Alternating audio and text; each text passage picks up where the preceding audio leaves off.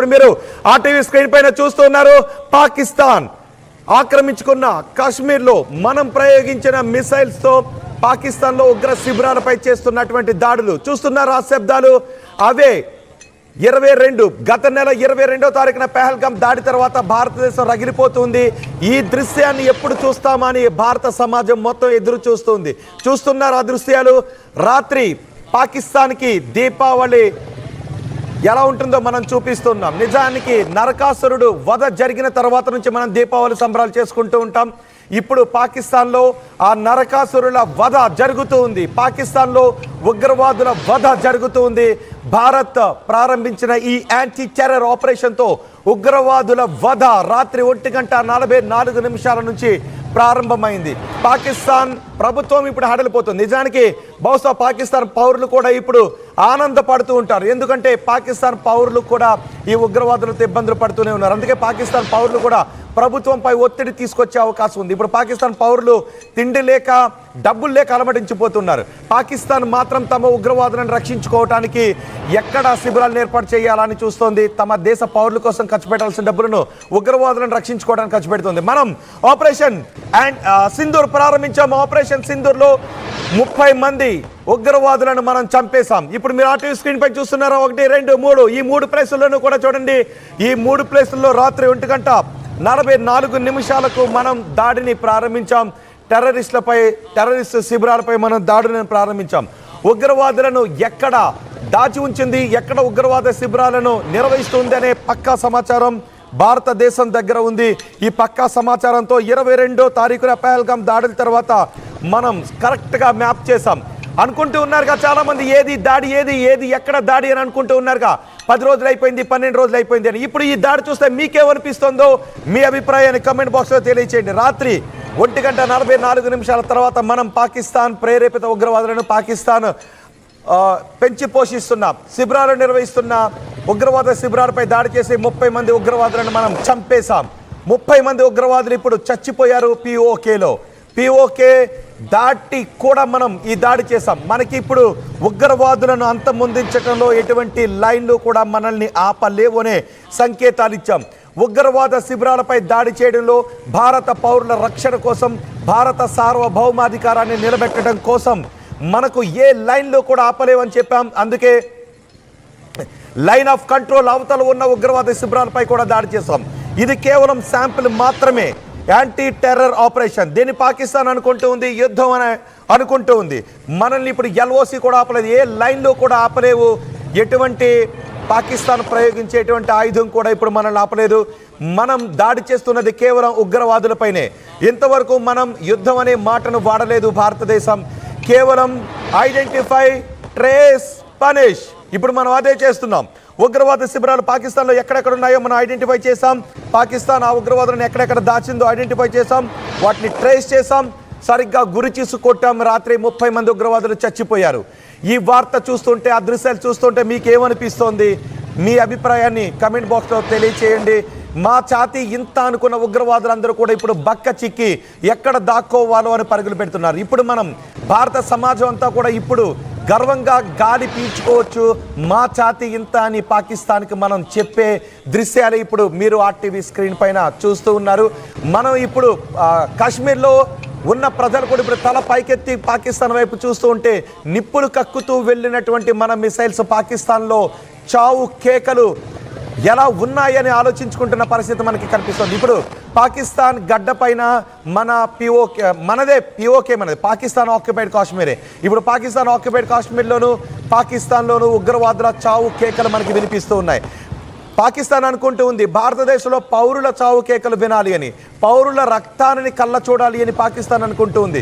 కానీ మనం జరిపిన ఈ ఆపరేషన్ సింధూర్లో పాకిస్తాన్ ప్రేరేపిత ఉగ్రవాదుల చావు కేకలు మనకి వినబడుతున్నాయి. పాకిస్తాన్ ఉగ్రవాదుల చావు దృశ్యాలు ఇప్పుడు మనం ఆర్టీవీ స్క్రీన్ పైన చూస్తున్నాం. ఈ దృశ్యాల్లోనే పాకిస్తాన్ ఉగ్రవాదులు మాడి మసైపోయారు. ఈ చూస్తున్నారా ఆ మిసైల్ దాడిలో శబ్దంతో పైకొస్తున్నటువంటి ఆ దృశ్యాలు చూస్తున్నారు కదా. అందులోనే ఉగ్రవాదులు మాడి మసైపోయారు. మనం 9 చోట్ల దాడి చేసాం. పాకిస్తాన్ కూడా 4 చోట్ల దాడి చేశారంటూ అంటూ ఉంది. ఇంకా ఎలా ధృవీకరించాలని పాకిస్తాన్ అనుకుంటుంది. మనం అమెరికాకు కూడా ఈ విషయాన్ని తెలియజేశాం. మనం పాకిస్తాన్ ఉగ్రవాదులపై దాడి చేశాం. 9 చోట్ల పాకిస్తాన్పై దాడి చేసి 30 మంది ఉగ్రవాదులను చంపేశాము అని ఈ విషయాన్ని అమెరికా కూడా తెలియజేశాం. ఈరోజు ప్రతి భారత పౌరుడు కూడా గర్వపడాల్సినటువంటి రోజే. మేము పాకిస్తాన్ ఉగ్రవాదులను చంపేశామని మనం మన సోషల్ మీడియాలో ప్రపంచానికి తెలియచేసేటటువంటి రోజు ఇది. గతంలో కూడా మనం చూసాం, బాలాకోట్లో ఎయిర్ స్ట్రైక్స్ మనం చూసాం. బాలాకోట్ ఎయిర్ స్ట్రైక్స్ తర్వాతే పాకిస్తాన్ రగిలిపోయింది. భారత్పై ఎలా దాడులు తీర్చుకోవాలి, ఎలా ప్రతీకారాన్ని తీర్చుకోవాలి అంటూ ఉగ్ర రూపంతో రగిలిపోతూ ఉంది. ఇప్పుడు మనం పెహల్గాం దాడికి అంతకంటే ప్రతీకార చర్య తీసుకోవాలి అని మన త్రివిధ దళాలను సన్నద్ధం చేసి మనం వెళ్ళాం. పాకిస్తాన్ని ప్రపంచ ఏకాకిని చేశాం. పాకిస్తాన్ పై ఆంక్షలు విధించి ఆర్థికంగా పాకిస్తాన్ని దెబ్బ కొట్టాం. ఎప్పుడైతే మనం పాకిస్తాన్ని ఆర్థికంగా దెబ్బ కొట్టామో, నీళ్లతో దెబ్బ కొట్టామో, అప్పుడే పాకిస్తాన్ భారత్ మాపై యుద్ధాన్ని ప్రకటించింది అంది. మీకు గుర్తుందా? ఇప్పుడు గుర్తు చేసుకోండి. మీరు పాకిస్తాన్ నేతల మాటలను ఒక్కసారి గుర్తు చేసుకోండి. 24 గంటలు 34 గంటలు అన్నారు. ఆ తర్వాత 10, 11 తేదీలోని నిన్న పాకిస్తాన్ మంత్రులు చెప్తున్నారు, పాకిస్తాన్ నేతలు చెప్తున్నారు. కానీ ఎవరి ఊహకు అందని విధంగా మనం రాత్రి స్టార్ట్ చేసాం. 7వ తారీఖు తెల్లవారుజామున, 6వ తారీఖు అర్ధరాత్రి. పాకిస్తాన్ ఈ 2 తారీఖులను కూడా గుర్తుపెట్టుకోవాలి. 6, 7 తారీఖులను. 6 తారీఖు అర్ధరాత్రి, 7 తారీఖు తెల్లవారుజామున 1:44 మన త్రివిధ దళాలు పాకిస్తాన్ టెర్రరిస్టులపై మిసైల్స్ ప్రయోగించడంతో 30 మంది టెర్రరిస్టుల చావు కేకలకు సంబంధించినటువంటి దృశ్యాలవి. 30 మంది టెర్రరిస్టుల చావు కేకలకు సంబంధించిన దృశ్యాలవి. 30 మంది టెర్రరిస్టులకు మాత్రమే కాదు, పాకిస్తాన్ పెంచి పోషించిన మరెంతో మంది ఉగ్రవాదులకు మరణ అక్షరాలవి, మరణ వేవ్స్ అవి.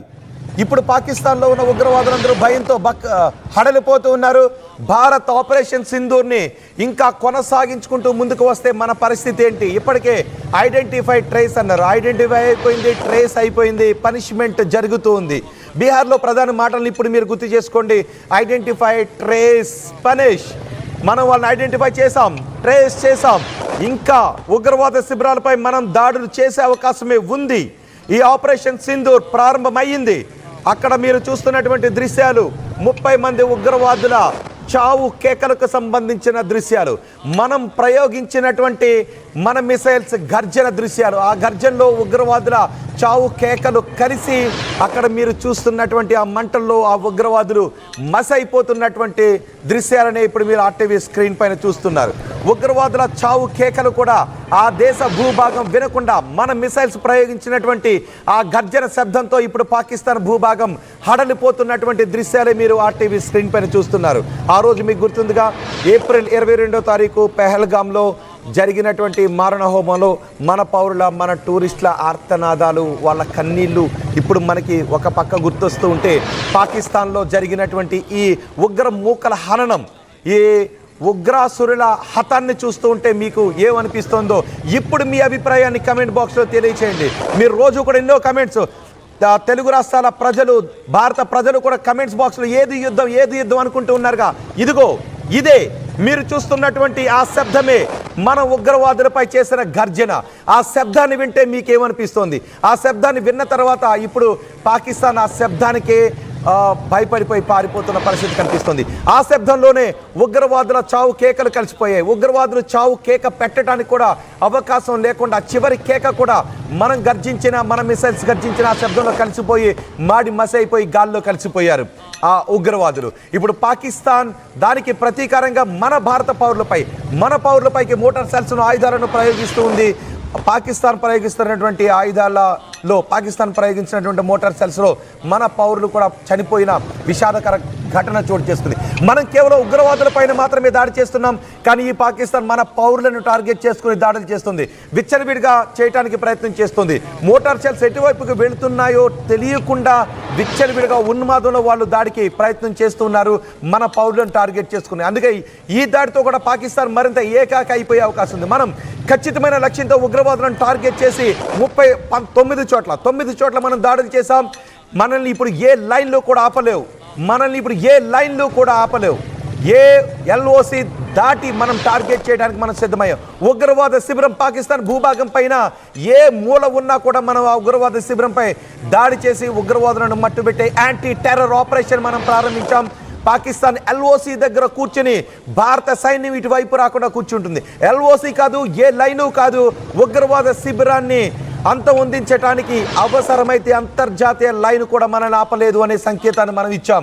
ఇప్పుడు పాకిస్తాన్ అందుకే భయపడుతుంది. పాకిస్తాన్ దగ్గర ఏ ఆయుధం పేలుతుందో ఏ ఆయుధం పేలదో కూడా తెలియనటువంటి పరిస్థితి ఉంది. ఎందుకంటే వాళ్ళు రక్షణ కంటే, వాళ్ళ పౌరుల భద్రత కంటే కేవలం ఉగ్రవాదులకు ఫండింగ్ని చేయడానికి మాత్రమే వాళ్ళ దేశ సంపదనంతా వాడేసుకుంది పాకిస్తాన్. ఇప్పుడు పాకిస్తాన్ దగ్గర సరైన ఆయుధాలు కూడా లేవు. ఇప్పుడు మీరు ఆర్టీవీ స్క్రీన్ పైన చూస్తున్నది అదే పాకిస్తాన్ ఉగ్రవాదుల ఆఖరి చావు కేక కూడా మన మిసైల్స్ గర్జించిన శబ్దంలో కలిసిపోయి విజయంగా ఆకాశం వైపు ఆ వెలుగులు చూస్తున్నారా? వెలుగులు ఇప్పుడు పాకిస్తాన్కి ఒక రకంగా దీపావళి అనుకోండి. పాకిస్తాన్ గడ్డ పైన వాళ్ళ ప్రజల దీపావళి బహుశా జరుపుకోవాలేమో.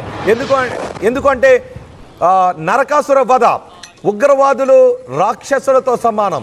ఇది పాకిస్తాన్ గడ్డపైన జరుగుతున్నటువంటి నరకాసుర వధ, భారత్ చేస్తున్నటువంటి ఉగ్రవాదుల వధ. ఈ ఉగ్రవాదుల వధను ఏ లైను ఆపలేదు, అంతర్జాతీయ లైను ఆపలేదు, లైన్ ఆఫ్ కంట్రోల్ ఆపలేదు. ఏ లైను కూడా ఈ ఉగ్రవాదుల వధను ఆపలేదు. ఆపరేషన్ సింధూర్ రాత్రి 1:44 ప్రారంభం అయిపోయింది. ఏది దాడి, ఎప్పుడు ఉగ్రవాదుల చావు కేకలను మనం వింటామని ఎదురు చూస్తున్న భారత పౌరులందరికీ కూడా ఇదిగో దాడి, అదిగో ఆ శబ్దంలోనే ఉగ్రవాదుల చావు కేకలు కలిసిపోయాయి. ఇప్పుడు ఆ ఉగ్రవాదుల చావు కేకలు వింటే మీకేమనిపిస్తోంది? పడ్డంగా 1947 గుర్తుందిగా, ఇప్పుడు గుర్తు చేసుకోండి ఒక్కొక్క ఘటన. 1948 నుంచి భారత భూభాగంపై